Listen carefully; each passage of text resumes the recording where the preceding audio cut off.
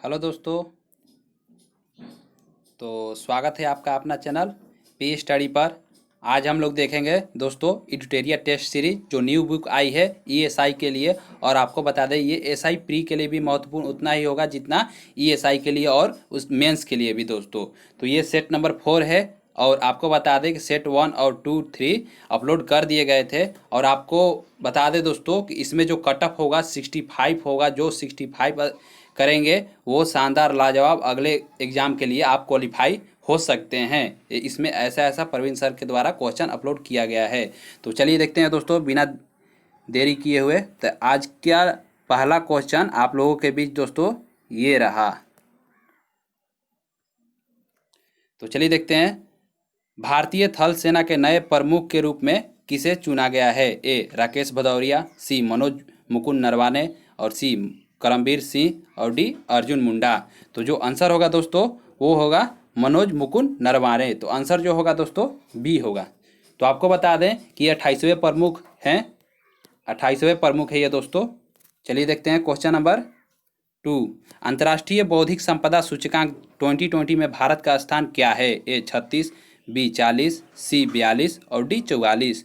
तो दोस्तों इसका जो आंसर होगा वो होगा बी 40। आपको बता दें कि 2019 में जो रैंक था वो 36वां था। ये भी आप लोग याद कर लेंगे 2019। तो चलिए देखते हैं क्वेश्चन नंबर 3।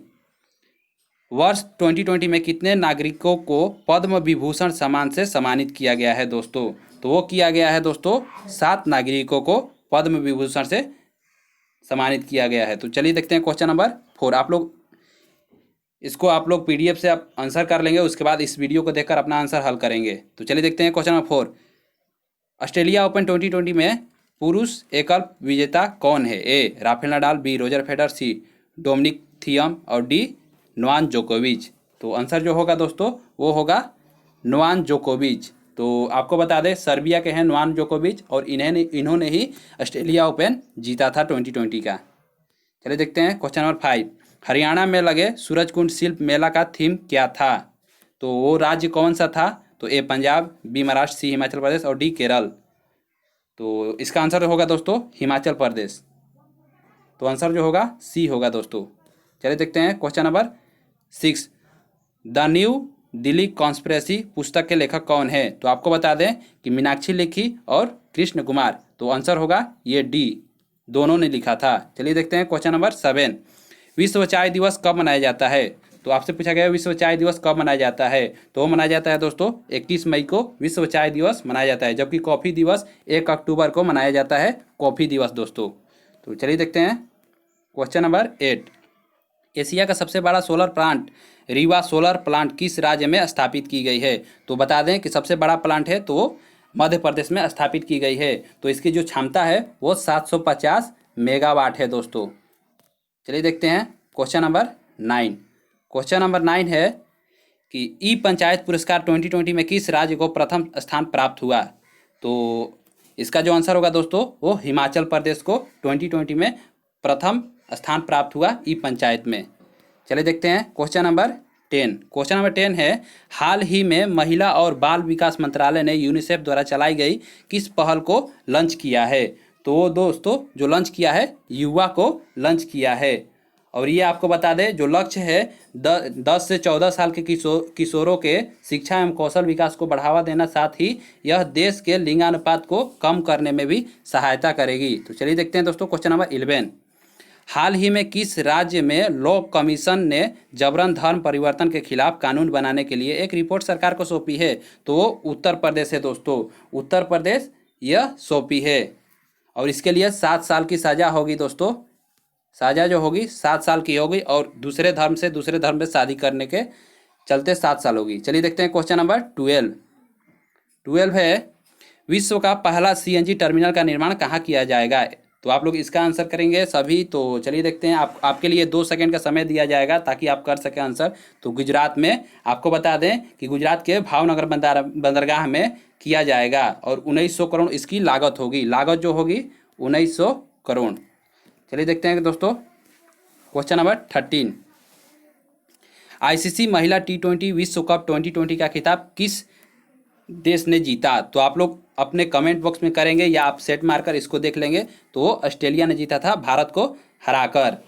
तो चलिए देखते हैं क्वेश्चन नंबर 14। कोप इंडिया वायुसेना अभ्यास किन दो देशों के संयुक्त अभ्यास है? तो वो है दोस्तों भारत और अमेरिका। ये 3 दिसंबर से 14 दिसंबर 2019 तक आयोजित किया गया था पश्चिम बंगाल में। तो चलिए देखते हैं क्वेश्चन नंबर 15। मलेशिया के नए प्रधानमंत्री के रूप में किसे नियुक्त किया गया है? तो मोहिदीन यासीन को किया गया है। इससे पहले जो थे यासिर मोहम्मद जी थे। तो 2020 में मोहिदीन यासीन होंगे। चलिए देखते हैं क्वेश्चन नंबर 16। नीति आयोग के लिए कितने सूत्री उद्देश्य रखे गए हैं? तो आप लोग इसका आंसर करेंगे सभी। तो चलिए देखते हैं। तो 13 सूत्री रखे गए हैं। 2015 में नीति आयोग की स्थापना हुई थी। जो नीति आयोग की स्थापना हुई थी 2015 में। ठीक है दोस्तों, चलिए देखते हैं। आरोग्य सेतु ऐप के ब्रांड एम्बेसडर हैं? ए अमिताभ बच्चन, बी अभिषेक बच्चन, सी अजय देवगन और डी सलमान खान। तो इसका आप लोग सही करेंगे। तो आंसर जो होगा अजय देवगन है दोस्तों। तो इसको भी आप लोग अच्छे तरीके से नोट कर लेंगे या आपको सही होगा। चलिए देखते हैं क्वेश्चन नंबर 18। जलवायु परिवर्तन प्रदर्शक सूचकांक 2020 में भारत का कौन सा स्थान है? तो जो स्थान है 18 का, तो वो 9 स्थान है दोस्तों। आपको बता दें कि फर्स्ट पर जो है वो स्वीडन है। फर्स्ट पर स्वीडन है दोस्तों। आप लोग इसको भी देख लेंगे। चलिए देखते हैं 19। ऑपरेशन नकेल किस शहर की पुलिस ने शुरू किया है? तो ऑपरेशन नकेल जो शुरू किया है वो गाजियाबाद पुलिस ने शुरू की है दोस्तों। चलिए देखते हैं क्वेश्चन नंबर 20। भारत का पहला ग्लास फ्लोर सस्पेंशन ब्रिज का निर्माण किस राज्य में किया गया है? तो वो जो राज्य है वो उत्तराखंड होगा दोस्तों। वहाँ पर निर्माण किया गया है। चलिए देखते हैं क्वेश्चन नंबर 21। कच्चे इस्पात उत्पादन मामले में भारत का विश्व में कौन सा स्थान हो गया है? तो वो स्थान है दोस्तों दूसरा स्थान हो गया है। चलिए देखते हैं क्वेश्चन नंबर 22। 5 दिसंबर 2019 को मनाए गए विश्व मृदा दिवस की थीम क्या थी? तो वो थी दोस्तों स्टॉप सॉयल इरोशन। तो इसका जो होगा 2019 का थीम है। 5 दिसंबर को आप लोग देख लेंगे कि यहाँ पर मृदा दिवस मनाया जाता है। ये भी नोट कर लेंगे, मृदा कटाव रोक हमारा भविष्य संवारे, इसका जो हिंदी में थीम होगा। चलिए देखते हैं क्वेश्चन नंबर 23। टीडा की समस्या के कारण भारत के किस पड़ोसी देश में राष्ट्रीय आपातकाल लगाया गया? तो जो लगाया गया आपको पता होगा पाकिस्तान में लगाया गया। और पाकिस्तान की तरफ से भारत में प्रवेश राजस्थान हुआ और उसके बाद जो हुआ वो उत्तर प्रदेश हुआ, होते हुए बिहार तक आ गई थी ये टिड्डियाँ। तो चलिए देखते हैं क्वेश्चन नंबर 24। निम्नलिखित में कौन सुमेलित नहीं है? ए, तो आप लोग इसको देख लेंगे। तो जो आंसर होगा वो होगा दोस्तों सर्वाधिक जनसंख्या घनत्व जो है वो बिहार की है। तो बिहार की जो जनसंख्या घनत्व है ये 1106 है। जबकि आपको बता दें न्यूनतम लिंगानुपात हरियाणा का सही है और न्यूनतम जनसंख्या घनत्व वो भी अरुणाचल प्रदेश समेटनी सही है और साक्षरता दर वाला अधिक राज्य केरल है। तो ये भी सही है। जो आंसर होगा वो दोस्तों होगा डी गलत है। चलिए देखते हैं क्वेश्चन नंबर 25। भारत में पर्यावरण संरक्षण अधिनियम कब पारित किया गया? तो जो पारित किया गया तो वो दोस्तों होगा 1986। जबकि आपको बता दें कि 1980 में जो पारित हुआ था वो हुआ था वन संरक्षण अधिनियम। तो इसको नोट कर लेंगे। चलिए देखते हैं क्वेश्चन नंबर 26। निम्नलिखित में कौन एक कृत्रिम परितंत्र है? तो कृत्रिम परितंत्र के बारे में बात किया गया है। तो आपको बता दें कि बगीचा जो है वो कृत्रिम परितंत्र है, मानव द्वारा निर्मित है। जबकि वन, तालाब और झील ये सब प्राकृतिक यानी कि पारिस्थितिक तंत्र है। तो चलिए देखते हैं क्वेश्चन नंबर 27। निम्नलिखित में कौन सर्वाधिक ग्रीन हाउस इफेक्ट करती है? तो विश्व में पूछा गया है सबसे अधिक ग्रीन हाउस गैस इफेक्ट करने वाला कौन है? तो जलवाष्प सबसे अधिक होता है। जब उसके बाद जो होता है वो CO2 होता है। तो आंसर जो होगा उसका आंसर ए होगा। चलिए देखते हैं क्वेश्चन नंबर 28। भारत के मुख्य भूमि का दक्षिणतम बिंदु है। तो मुख्य भूमि का पूछा गया है दोस्तों तो वो कन्याकुमारी है। जबकि सुदूर दक्षिणी क्षेत्र पूछे तो आपको पता होगा कि इंदिरा पॉइंट होगा। चलिए देखते हैं क्वेश्चन नंबर 29। भारत के किस प्रकार का वन सर्वाधिक भाग में पाया जाता है? जो भारत में किस प्रकार का वन सर्वाधिक भागों में पाया जाता है? क्वेश्चन ये है आपसे। तो वो पाया जाता है उष्णकटिबंधीय पर्णपाती वन की अधिकता होती है। चलिए देखते हैं क्वेश्चन नंबर 30। आप लोग इसका कुट देखेंगे, उसके बाद करेंगे। तो चलिए देखते हैं। ए, हिमालय के पश्चिमी भाग की अपेक्षा पूर्वी भाग में अधिक विविधता पाई जाती है, तो ये सही है। और बी, हिमालय के पश्चिमी भाग की अपेक्षा पूर्वी भाग की चौड़ाई अधिक है, तो ये गलत है दोस्तों।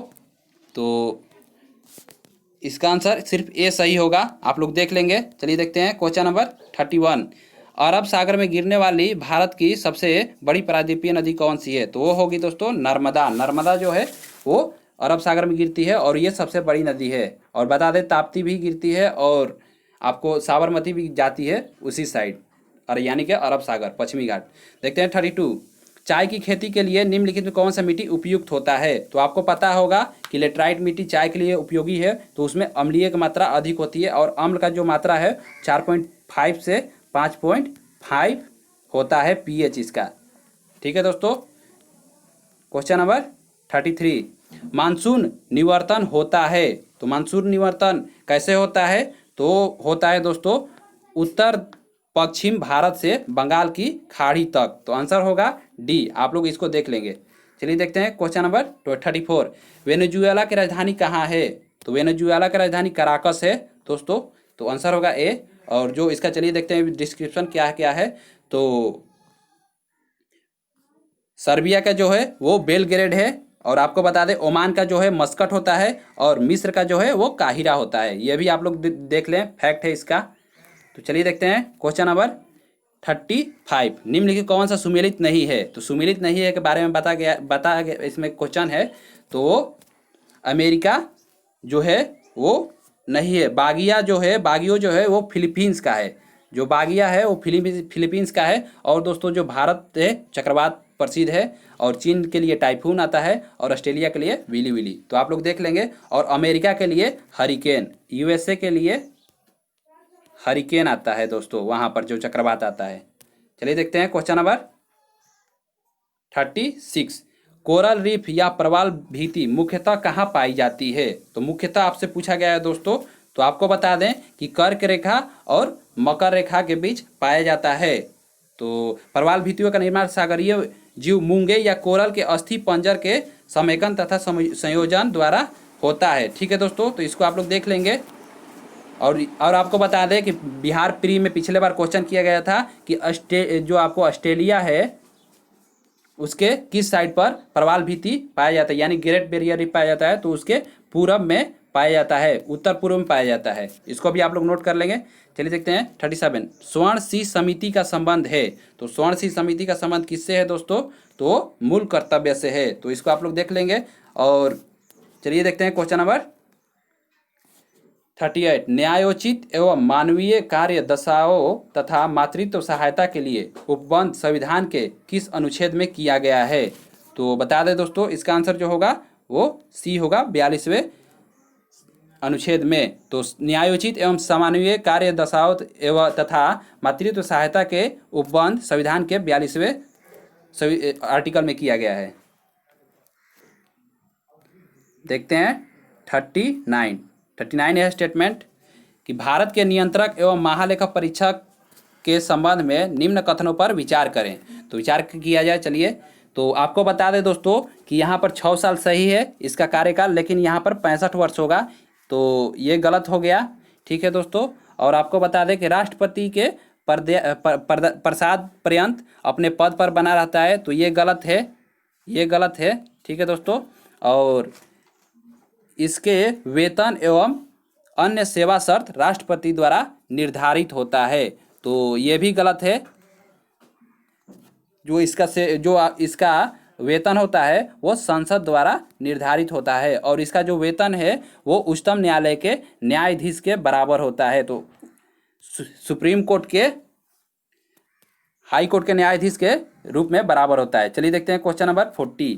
राज्यों में मुख्यमंत्री समेत मंत्रियों की अधिकतम संख्या विधानसभा की कुल सदस्यों की संख्या के कितने प्रतिशत से अधिक नहीं होना चाहिए? यहाँ पर आप लोग गौर करना है, नहीं होना चाहिए। ठीक है, तो देखते हैं। तो 15% से अधिक नहीं होना चाहिए। और आपको बता दें कि ये जो 91वें संविधान संशोधन 2091 2003 में ये किया गया था, और 12 से कम भी नहीं होना चाहिए, और सीटों की संख्या 12 से कम भी नहीं होना चाहिए। ठीक है दोस्तों। क्वेश्चन नंबर 41, रीट जारी करना उच्चतम न्यायालय के किस क्षेत्र अधिकार में आता है? तो क्षेत्र अधिकार में आता है वो न्यायाधीश क्षेत्राधिकार, तो आंसर बी होगा। चलिए देखते हैं, दल बदल अधिनियम संविधान संशोधन कब पारित किया गया? तो दल बदल संबंधित संविधान संशोधन कब पारित किया गया था? तो 1985 में होगा जी, 52वां संविधान संशोधन।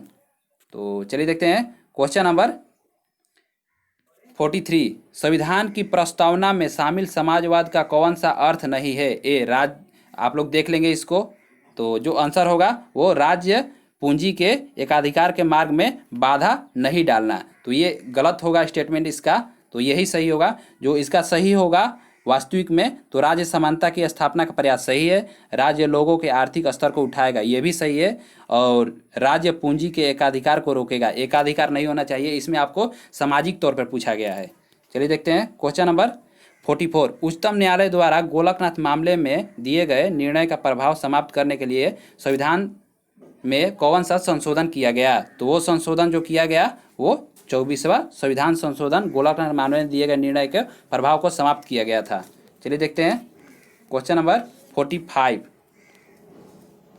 संसद सदस्यों की निहिरता यानी कि अयोग्यता के प्रश्न पर निर्णय लेता है, तो कौन लेता है? तो भारत के निर्वाचन आयोग के परामर्श पर राष्ट्रपति, तो इसका आंसर जो होगा डी होगा। चलिए देखते हैं क्वेश्चन नंबर 46, 42वें संविधान संशोधन में निम्न में से जोड़े नहीं गए, तो आप लोग को नहीं पर गौर करना है, नहीं सही आप लोग इसको देख लेंगे, तो आपको जो आंसर होगा वो न्याय नहीं होगा, जबकि अनुच्छेद 368 में खंड 4 एवं 5 जोड़ा गया था, और पंथ निरपेक्ष जोड़ा गया था, अखंडता जोड़ा गया था, जबकि न्याय नहीं जोड़ा गया था, तो आप लोग इसका आंसर डी होगा। चलिए देखते हैं क्वेश्चन नंबर 47, सर्वप्रथम प्रत्यक्ष चुनाव का प्रावधान निम्नलिखित में से किस अधिनियम द्वारा किया गया? तो कौन सा अधिनियम किया गया था दोस्तों? तो भारत शासन अधिनियम 1919 द्वारा देश में पहली बार द्विसदनीय व्यवस्था और प्रत्यक्ष निर्वाचन प्रारंभ की गई थी। चलिए देखते हैं क्वेश्चन नंबर 48, प्रधानमंत्री का राष्ट्रपति को सूचनाएं प्रदान करने संबंधी कर्तव्यों का उल्लेख है, तो किसमें है दोस्तों? तो 78 में है, तो आंसर होगा डी।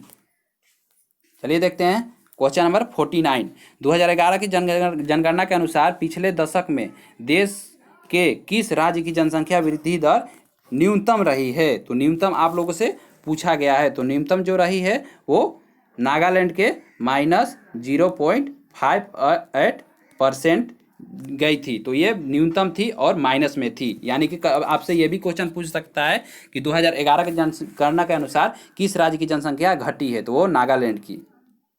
चलिए देखते हैं क्वेश्चन नंबर 50, निम्न में से किन्हें जम्मू कश्मीर का नया उपराज्यपाल नियुक्त किया गया है? तो उपराज्यपाल मनोज सिन्हा, ये पहले केंद्रीय राज्य मंत्री यानी कि केंद्रीय रेल राज्य मंत्री थे। इससे पहले जो राज्यपाल के जो जम्मू कश्मीर के उपराज्यपाल थे तो वो गिरीश चंद्र मुर्मू जी थे, गिरीश चंद्र मुर्मू जी। ठीक है, तो आप लोग इसको देख लेंगे। चलिए देखते हैं क्वेश्चन नंबर 51, निम्नलिखित में से कौन सा देश प्रातःकाल शांति की भूमि यानी land of the morning calm के नाम से जाना जाता है? तो वो होगा दोस्तों कोरिया। ठीक है, चलिए देखते हैं 52, भारत अनुसंधान केंद्र हिमाद्री कहाँ स्थित है? तो हिमाद्री के बारे में पूछा गया है आपको, तो हिमाद्री जो स्थित है आर्कटिक क्षेत्र में स्थित है हिमाद्री। और आपको बता दें कि एक होते हैं मैत्री और एक है आपका दक्षिण गंगोत्री, दक्षिण गंगोत्री, तो वो है आपको अंटार्कटिका में, अंटार्कटिका में है वो, उसको भी आप लोग गौर करेंगे। मैत्री और दक्षिण गंगोत्री जो है अंटार्कटिका में है, जबकि आपको हिमाद्री आर्कटिक क्षेत्र में है। तो चलिए देखते हैं क्वेश्चन नंबर 53, जीव मिल्खा सिंह, ज्योति रंधावा एवं टाइगर वुड्स किस खेल से संबंधित है? तो किस खेल के प्रसिद्ध खिलाड़ी भी हैं या किस खेल से संबंधित है? तो वो है गोल्फ से संबंधित है। आपको बता दें कि जो जीव मिल्खा सिंह है वो भारत के पहले प्रोफेशनल गोल्फर थे। ठीक है, तो इसको भी आप लोग याद कर लेंगे। और फ्लाइंग सिख से नाम से जाने जाने वाले प्रसिद्ध भारतीय धावक मिल्खा सिंह, यानी कि मिल्खा सिंह को आप लोग पहचानते होंगे, उनके ही ये पुत्र थे। ठीक है, आप लोग इसको भी गौर करेंगे। चलिए देखते हैं 54, विश्व जल संरक्षण दिवस कब मनाया जाता है? तो जो मनाया जाता है दोस्तों 22 मार्च को मनाया जाता है विश्व जल संरक्षण दिवस। आप लोगों को बता दें कि यूएनओ द्वारा 1993 में एक बैठक हुई थी, तब उसमें यह निर्णय लिया गया था कि 22 मार्च को जल संरक्षण दिवस मनाया जाए। ठीक है, चलिए देखते हैं क्वेश्चन नंबर 55, जनहित याचिका की अवधारणा की उत्पत्ति एवं विकास निम्न में से किस देश में हुआ? तो जनहित याचिका की अवधारणा अमेरिका से ली गई है। इसकी जो विकास हुआ था अमेरिका में 1960 में हुआ था। इसको भी आप लोग गौर करेंगे, 60 के दशक में हुआ था। चलिए देखते हैं क्वेश्चन नंबर 56, वर्धा योजना गांधी जी के द्वारा शिक्षा सुधार के लिए प्रयास था, इससे संबंधित निम्न में से कौन सा कथन शामिल नहीं है? आप लोगों को बोला गया है नहीं पर कभी भी गौर करना है। तो जो नहीं है दोस्तों वो है कक्षा 4 से ही अंग्रेजी शिक्षा देना। तो ये आपको गलत है और ये आप लोगों से पूछा गया गलत ही है। और इसका जो फैक्ट है यानी कि वर्धा योजना का संबंधित जो सही कथन है वो गतिविधियों के माध्यम से शिक्षा देना सही है। शिक्षा का माध्यम मातृभाषा होना चाहिए, गांधी जी का ये भी स्टेटमेंट सही था। और आपको बता दें 7 से 14 वर्ष तक निःशुल्क एवं अनिवार्य शिक्षा उनका यही लक्ष्य था। चलिए देखते हैं क्वेश्चन नंबर 57, स्वदेश एवं बहिष्कार आंदोलन का अनुमोदन किस कांग्रेस अधिवेशन में हुआ? तो वो हुआ था 1905 कांग्रेस अधिवेशन बनारस के, और वो थे गोपाल कृष्ण गोखले जी। और बता दें कि बंगाल विभाजन की आलोचना एवं प्रतिक्रिया स्वरूप स्वदेश यानी कि स्वदेशी बहिष्कार आंदोलन चलाने के लिए अनुमोदन इसी में किया गया था। चलिए देखते हैं 58, कांग्रेस की कार्य समिति में भारत विभाजन का प्रस्ताव कब पारित किया गया? तो वो पारित किया गया था दोस्तों 14 जून 1947, जबकि आपको प्रस्ताव जो है वो 3 जून 1947 को प्रस्ताव लाया गया था और पारित जो हुआ था 14 जून 1947। तो आप चलिए देखते हैं क्वेश्चन नंबर 59, संविधान सभा की प्रथम बैठक का आयोजन किस गवर्नर जनरल के द्वारा किया गया? तो आप लोगों को पता होगा कि बैठक 9 दिसंबर 1946 को हुई थी। तो उस समय जो थे वो लॉर्ड बेवेल जी थे। तो आंसर होगा बी। आपको बता दें कि 20 नवंबर 1946 को लॉर्ड बेवेल ने संविधान सभा की बैठक में सदस्यों को आमंत्रण भेजा और 9 दिसंबर 1946 को बैठक के लिए सभी को बुलाया गया। चलिए देखते हैं 60, मंगल पांडे ने प्रथम भारतीय स्वतंत्रता संग्राम की शुरुआत इसके उपरांत की थी और इसके उपरांत ब्रिटिश सरकार द्वारा इन्हें कब फांसी दी गई थी? तो जो फांसी दी गई थी 8 अप्रैल 1957। तो ये एक इन्फेंट्री से संबंधित है, तो वो 34वीं नेटिव इन्फेंट्री से संबंधित थे ये। ठीक है, इसको भी आप लोग याद कर लेंगे। तो चलिए देखते हैं अगला क्वेश्चन नंबर 61, बहावी आंदोलन का प्रमुख क्षेत्र नहीं था। तो प्रमुख क्षेत्र असम नहीं था, जबकि बिहार है, उस समय यूपी बंगाल में था। बिहार, बंगाल और आपको यूपी यानी कि संयुक्त प्रांत, ये तीनों क्षेत्र में बहावी आंदोलन प्रभावी था। तो चलिए देखते हैं क्वेश्चन नंबर 62, पुस्तक इकोनॉमिक्स सिचुएशन इन इंडिया के लेखक कौन है? तो वो है GV जोशी। आंसर जो होगा ए होगा। चलिए देखते हैं 63 है, प्रथम गोलमेज सम्मेलन की अध्यक्षता किस ब्रिटिश प्रधानमंत्री द्वारा की गई? तो जो की गई थी वो रैमजे मैकडोनाल्ड, और ये एक सांप्रदायिक पंचाट भी लेकर आए थे। तो इसका आंसर होगा उस समय ब्रिटिश प्रधानमंत्री रैमजे मैकडोनाल्ड थे। चलिए देखते हैं क्वेश्चन नंबर 64, कांग्रेस अधिवेशन 1887 की अध्यक्षता प्रथम मुस्लिम अध्यक्ष के द्वारा किया गया था, वे कौन थे? तो आप लोगों से पूछा गया वो कौन थे? तो बदरुद्दीन तैयब जी थे 1887, और मद्रास में ये हुआ था। आप लोग इसको भी गौर करेंगे, जो ये हुआ था वो मद्रास में हुआ था। देखते हैं क्वेश्चन नंबर 65 है, आप लोग सुमेलित कर लीजिएगा इसको। तो चलिए बताते हैं इसका आंसर। तो इसका आंसर होगा,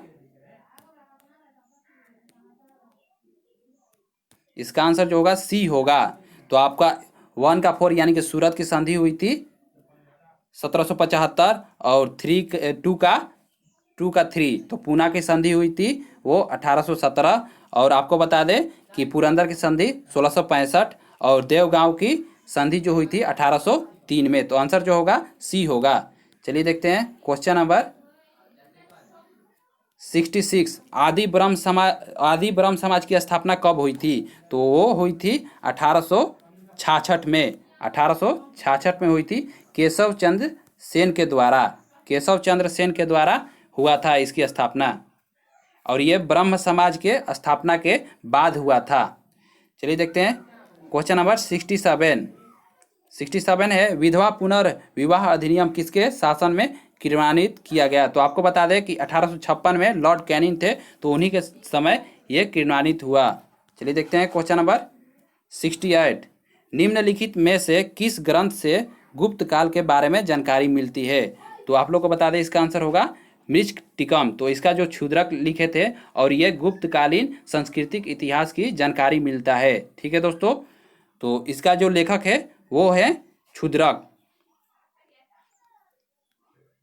चलिए देखते हैं क्वेश्चन नंबर 69। कलिंग शासक खारवेल किस धर्म को अनुयायी था? तो किस धर्म का अनुयायी था दोस्तों? तो वो जैन धर्म के अनुयायी थे। ठीक है, और ये चेदी वंश के थे। जो खारवेल थे वो चेदी वंश के थे। आप लोग इसको भी गौर कीजिएगा।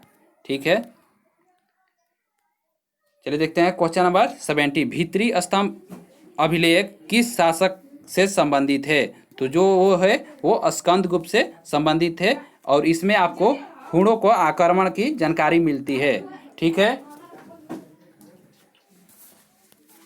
चलिए देखते हैं दोस्तों क्वेश्चन नंबर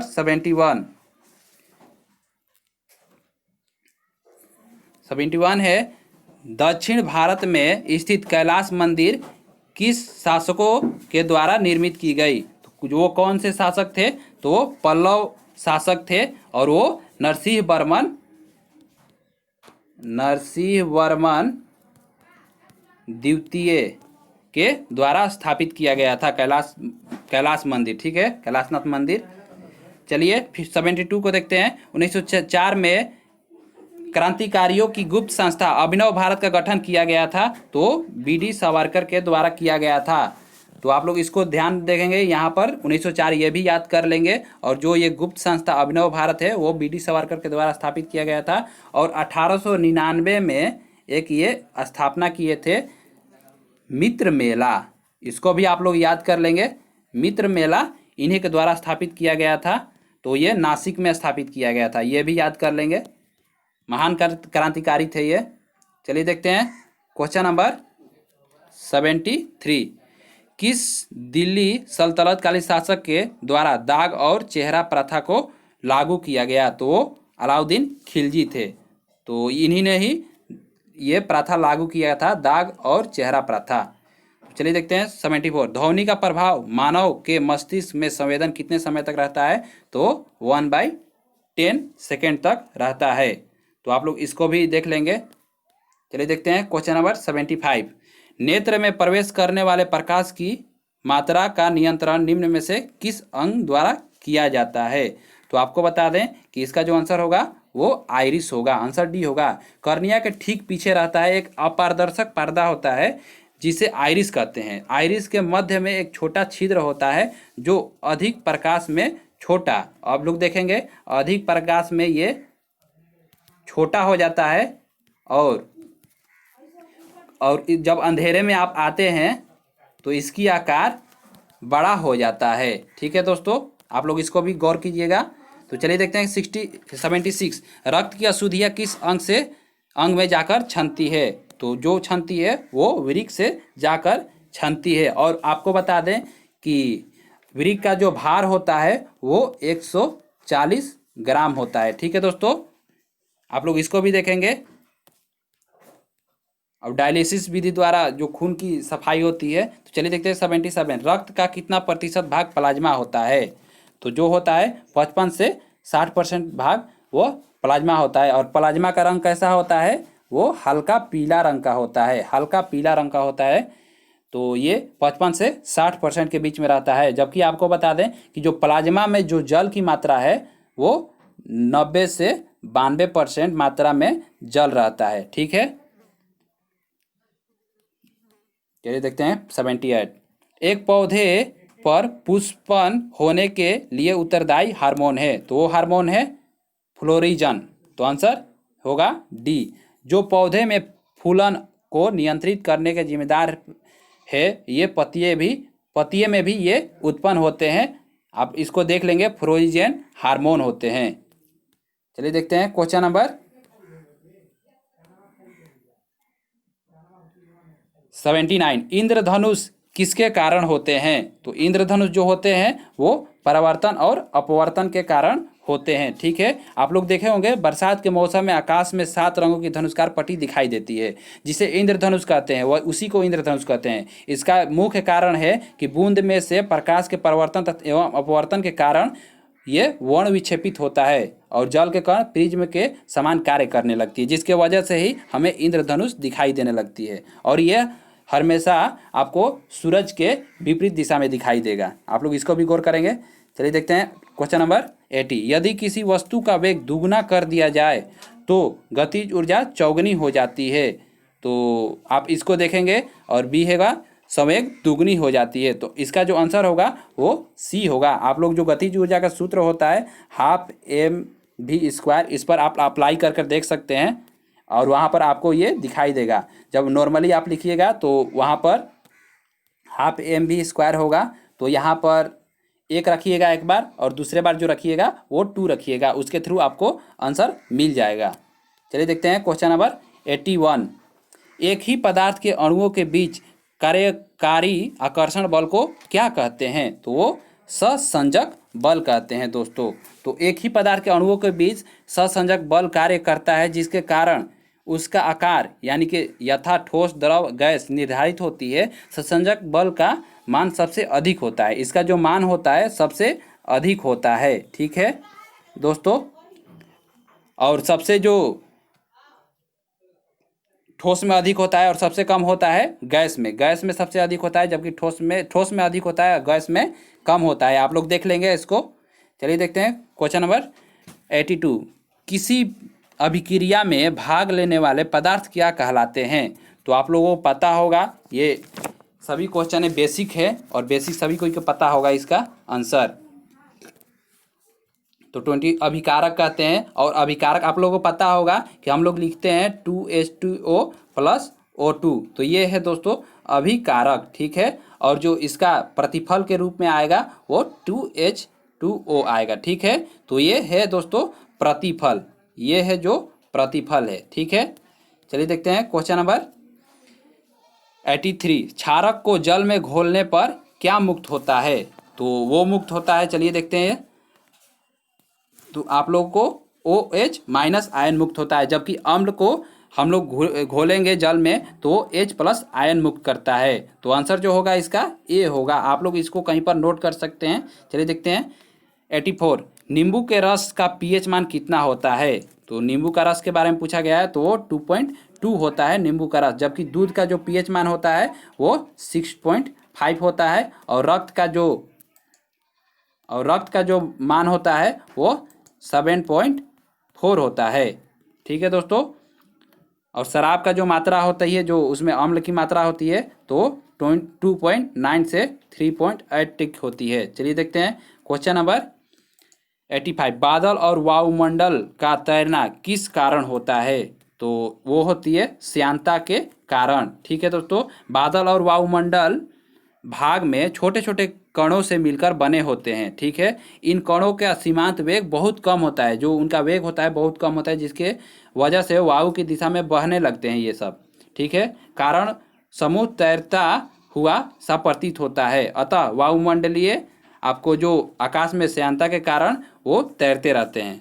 चलिए देखते हैं 86 किस प्रक्रिया द्वारा सजीव कोशिकाओं में अमीनो अम्ल का संवहन होता है? तो वो होता है दोस्तों विसरण के द्वारा आपका अमीनो अम्ल का संवहन होता है कोशिका में। ठीक है, तो दो या दो से अधिक पदार्थों का स्वतः एक दूसरे से मिलकर जो समांग मिश्रण जो बनाते हैं वो विसरण कहते हैं उसको। ठीक है दोस्तों, तो चलिए देखते हैं क्वेश्चन नंबर 87। छाया में पनपने वाले पौधे को क्या कहते हैं? तो सियोफाइट कहते हैं, जबकि नमकीनी क्षेत्र को हेलोफाइट कहते हैं, ग्रो इन मार्स, और लिथोफाइट कहते हैं ग्रो इन रॉक यानी कि पत्थर पर, और बालू पर जो है वो होगा पस्मोफाइट्स। ठीक है, आप लोग इसको भी देख लेंगे, तो जो इसका आंसर होगा वो बी होगा।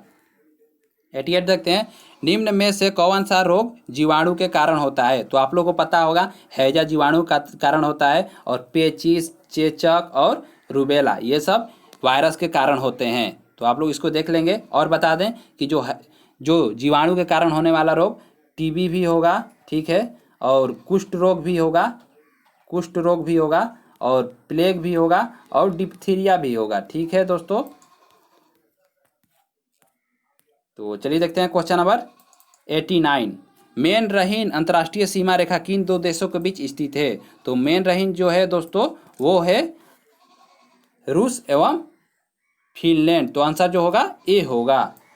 चलिए देखते हैं, मोसाद किस देश की गुप्तचर संस्था है? तो मोसाद जो है इजराइल की है दोस्तों, और आपको बता दें इराक का जो है वो सवाक है। ठीक है, इसको भी आप लोग देख लेंगे। और इराक अल मुखबराक भी होता है इसका।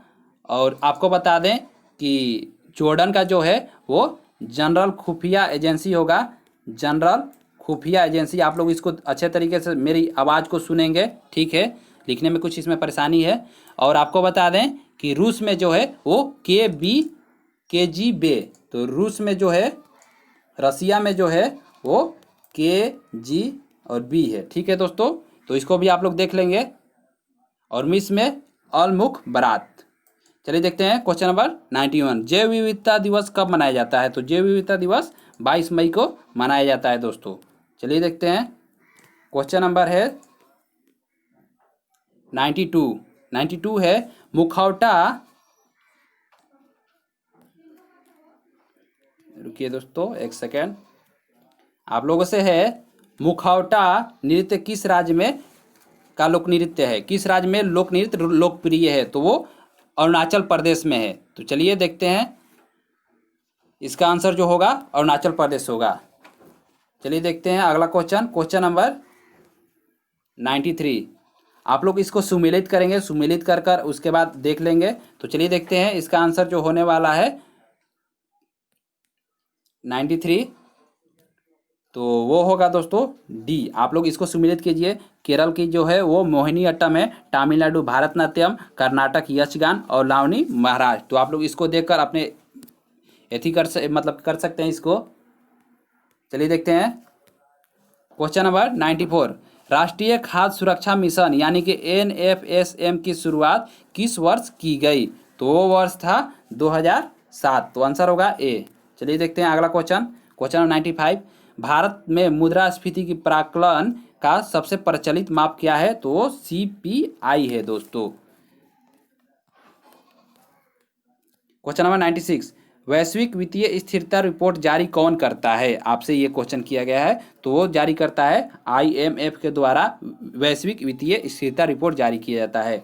चलिए देखते हैं क्वेश्चन नंबर 97। ये क्वेश्चन अक्सर आते हैं और गलत भी होते हैं लड़कों का, तो आप लोग एक बार अच्छे तरीके से देख लेंगे। कृष्ण क्रांति यानी कि ब्लैक रेवोल्यूशन किससे संबंधित है? तो वो पेट्रोलियम उत्पाद से संबंधित है। ठीक है दोस्तों, आंसर बी होगा।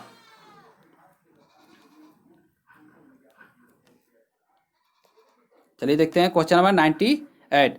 प्रतिरोधात्मकता या घर्षणात्मक बेरोजगारी है, तो आप लोगों से पूछा गया प्रतिरोधात्मक या घर्षणात्मक बेरोजगारी है, तो जो इसका आंसर होगा वो सी होगा। व्यवसाय रोजगार परिवर्तित की प्रक्रिया के दौरान श्रमिक व्यक्ति कुछ समय के लिए बेरोजगार होता है। आप लोग देखेंगे कि जब हम एक काम करते हैं तो कुछ समय के लिए हम दूसरे कार्य के लिए जाते हैं, तो उसके अंतराल पर कुछ समय हम लोग को व्यतीत करना पड़ता है। इसी को हम लोग बोलते हैं प्रतिरोधात्मक या घर्षणात्मक बेरोजगारी।